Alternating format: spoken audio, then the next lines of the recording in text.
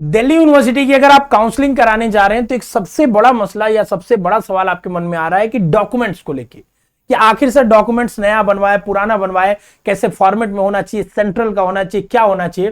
तो उसके सारे आपके सवालों के जवाब इस वीडियो में देने की मैं कोशिश करूंगा। ठीक है, डॉक्यूमेंट्स में बेसिकली मैं सर्टिफिकेट्स की बात करने वाला हूं, कैटेगरी सर्टिफिकेट्स की। ठीक है, अगर आप जनरल कैटेगरी से हो तो आपको कोई सर्टिफिकेट कुछ भी बनवाने की जरूरत नहीं है, कुछ भी आपको अवेलेबल करने की जरूरत नहीं है। बाकी बचे उसके बाद हम बात करते हैं ईडब्ल्यूएस और ओबीसी के लिए। ठीक है, तो देखो ईडब्ल्यूएस और ओबीसी की जो क्राइटेरिया बनी है वो इनकम के बेसिस पे बनी है। ठीक है ना, ओबीसी में भी एनसीएल जो आपको ओबीसी एनसीएल को जो मिलता है सर्टिफिकेट्स, जो भी मिलता है ओबीसी एनसीएल को लाभ, वो उनके इनकम के बेसिस पे मिलता है। तो ओबीसी और ईडब्ल्यूएस वाले बच्चों को अपना इनकम सर्टिफिकेट सबसे पहले बनवाना चाहिए। और वो कैसे बनेगा, वो आप अपने तहसील में जाओगे, अपने ब्लॉक में जाओगे, शहर में रहते हो तो अपने नगर निगम में जाओगे, और वहां जाके जब आप बोलोगे कि मुझे सेंट्रल वाला बना के दीजिए, तो वो आपको बना के दे देंगे। ठीक है, दूसरी बात अगर मैं आपसे बात करूं कि अब उसके बाद क्या करेंगे, तो आप ओबीसी और ईडब्ल्यूएस जो सर्टिफिकेट बनवाइएगा उसके लिए दिल्ली यूनिवर्सिटी ने फॉर्मेट दिया है।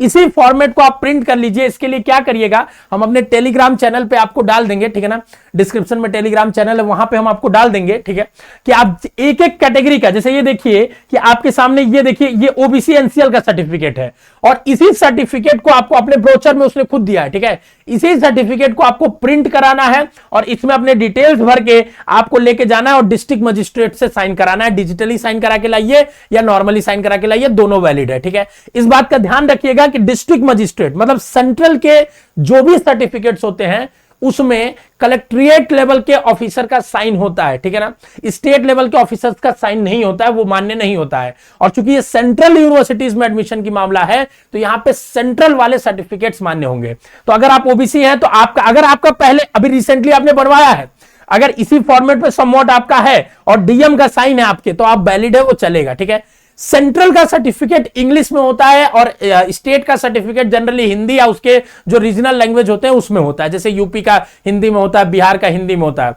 तो आपका सर्टिफिकेट इंग्लिश में होना चाहिए, ये भी एक आप चेक कर लीजिएगा। एक मतलब इस क्राइटेरिया जिससे आप अपने आप को जांच सकते हैं कि आपका सेंट्रल का सर्टिफिकेट है कि स्टेट का है। फिर ऐसे ही देखिए ईडब्ल्यूएस का सर्टिफिकेट है, ईडब्ल्यूएस का जनरली ऐसे ही आपका हर जगह बनता है सर्टिफिकेट। ठीक है ना, अगर नहीं है तो इसी को आप प्रिंट करिए और यहां लेके जाइए और आप इसको सर्टिफिकेट को अटेस्ट करवा के इसी को फाइनलाइज करा लीजिए। ठीक है, ऐसे ही सेम आपको एससी एसटी का सर्टिफिकेट और सारा दिया हुआ है इसमें फॉर्मेट, जिसको आप निकलवा सकते हैं। दूसरी बात सबसे इंपॉर्टेंट, सर्टिफिकेट लेटेस्ट होने चाहिए, मतलब 31 मार्च के बाद का होना चाहिए। हमारा जो फाइनेंशियल ईयर माना जाता है 31 मार्च तक, उसके बाद का होगा। तो आपके पास पर्याप्त समय है। अभी डीयू ने अपना रजिस्ट्रेशन प्रोसेस ओपन किया है, अभी क्लोज नहीं किया, कोई उसका डेट भी नहीं है, अभी पर्याप्त समय है। अभी जब वो होगा तो बताएंगे, कम से कम 1-1.5 महीना तो चलेगा। ठीक है ना, तो आपको बिल्कुल भी परेशान नहीं होना है। आप 1 अप्रैल से आप जाइए नया बनवा लीजिए। कई सारे सर्टिफिकेट्स नए नहीं मांगे गए। ठीक है, आप पुराने जैसे एससी एसटी के सर्टिफिकेट होते हैं वो 3 साल तक वैलिड होते हैं, लेकिन आप नया बनवा लीजिए। कल को कोई काउंसलिंग के समय दिक्कत ना हो, इस वजह से आप अभी जाके बनवा लीजिए। 15 से 20 दिनों में बन के सारा सर्टिफिकेट आ जाता है, तो आपको आने समय जब फिजिकल वेरिफिकेशन के लिए जाएंगे कॉलेज में तो कोई दिक्कत नहीं होगा। ठीक है, तो ये सर्टिफिकेट से रिलेटेड सारे डाउट्स आपके खत्म हो गए होंगे।